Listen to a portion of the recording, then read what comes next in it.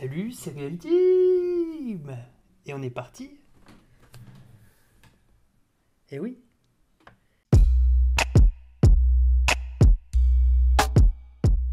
Si t'es toujours pas inscrit au mail créatif, je t'encourage à le faire. C'est pour recevoir des conseils créatifs directement dans ta boîte mail. Abonne-toi, commente, like, partage cette vidéo si elle te plaît. Suis-moi sur Insta ou Facebook pour voir mon travail en tant que graphiste. Je viens de mettre en ligne une nouvelle formation pendant la première semaine de lancement, donc jusqu'à mercredi prochain. Elle est à moins 50%, donc tu peux aller la voir. C'est comment gagner le temps. Tout le monde devrait essayer de gagner le temps, donc je t'encourage à aller la voir. Sur ce, mon conseil du jour pour rester créatif. Allez, bonne vidéo. Aujourd'hui, j'aimerais te parler de l'importance de trouver ses valeurs, les valeurs pour lesquelles on va travailler. C'est important, c'est un truc de fou. Trop de monde travaille sans avoir découvert ses valeurs. Et je vais t'expliquer pourquoi. Moi, mes valeurs, par exemple, c'est être passionné par les projets et les sujets partagés, être créatif pour donner une image à mes clients qui fait la différence et pour rendre mes sujets passionnants, et efficace, parce que je ne veux pas perdre de temps. J'ai pas de temps à perdre, j'ai 3 enfants, j'ai une femme, j'ai une vie à côté de mon travail, à côté de ces vidéos, et je ne veux pas que ça prenne le pas sur ma vie normale. Et mes valeurs sont une ligne directrice pour mon travail, pour ma vie, et ça m'aide énormément à garder un cadre. Ça m'aide premièrement à bien choisir mes clients. Un client où son projet ne me passionne pas, qui me demande aucune créativité et qui n'a pas de deadline, qui n'a pas de budget, et ben en fait un client comme ça, je vais l'encourager à aller voir ailleurs, à aller voir une autre personne, un autre graphiste peut-être qui acceptera. Et encore une fois, il peut être passionnant le sujet, il peut me demander en créativité et avoir en niveau efficacité, j'ai besoin de rentrer un peu d'argent quoi. Ben, s'il n'a pas d'argent, ben, encore une fois, je vais l'encourager. En fait, si une de ces 3 valeurs est manquante, je vais encourager mon client à aller voir quelqu'un d'autre. Du coup, ce ne sera pas mon client, mais je vais l'encourager à aller voir ailleurs quelque part. Donc ça m'aide énormément à choisir mes clients. Ça m'aide aussi pour rendre mes travaux. Quand je rends mes travaux, je suis passionné. Je suis passionné parce que je viens de travailler, de travailler de longues heures sur un projet, ça me passionne, c'est ouf. Ça m'a demandé énormément de créativité, énormément de travail, de recherche et tout ça, de brainstorming et de mind mapping et tout ce que tu veux en ing.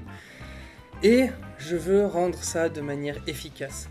Efficace, ça veut dire avec un dossier clair, propre, que mon client comprendra et où il sera fier et content de recevoir mon travail. Et tant que mon travail ne répond pas à une de ces 3 valeurs ou à toutes ces valeurs ensemble, c'est que mon travail n'est fait qu'à moitié. Choisissez bien votre client et ensuite votre travail qui en découlera sera comme vos valeurs le seront quoi, en fait, passionné pour moi, créatif et efficace. Et ma mentalité, mon regard sur mon travail change énormément. Ça m'apporte plus de satisfaction.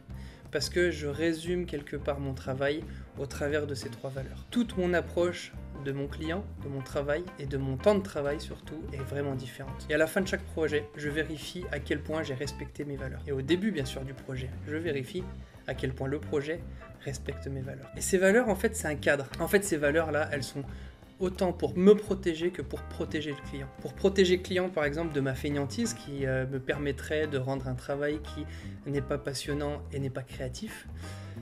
Et ça me protège, moi, de choisir mes clients pour éviter un burn-out, pour éviter de partir de tous les sens, dans tous les sens, et passer à côté des vrais clients qui me correspondent. Et ça me garde le plus possible amoureux de mon travail quelque part. J'aime mon travail en tant que graphiste, j'aime énormément le changement de projet, j'aime énormément tous les projets que je suis et ça me passionne. Et c'est grâce à ces valeurs que je peux garder ce cap. Et toi maintenant, as-tu déjà réfléchi à des valeurs? Est-ce que tu as par exemple défini une limite de travail, une limite par rapport au client? Quand un client te saoule, est-ce que c'est à cause... Est-ce que tu es en train de te dire « ce client il me saoule et c'est à cause de lui ?» Ou est-ce que le problème c'est toi en amont qui a mal choisi ton client? Et bien trop souvent c'est nous qui choisissons mal nos clients. Et je vous le dis clairement, je préfère manger des pâtes que d'avoir un client relou. Je vous encourage à acheter des pâtes et passer à côté des clients qui ou ne payent pas ou sont relous avec les deadlines. Si tu choisis en amont, sur le processus du travail, tu gardes le meilleur du travail. Et du coup, c'est vrai qu'il y a des complexités, il y a des difficultés le long du travail, même avec un super bon client. Mais tu as enlevé déjà le côté relou du client. Tu les as laissés partir ailleurs. Donc voilà, je t'encourage. Encore une fois, si tu veux rester efficace, si tu veux trouver du temps, si tu veux avoir une ligne directrice pour tes prochaines semaines, tes prochains mois de travail, je t'encourage à prendre la formation qui est encore donc en lancement, donc un prix de 50% pour jusqu'à mercredi prochain. Donc voilà, si ce n'est pas le cas, le lien est en description. Restez créatifs. À plus.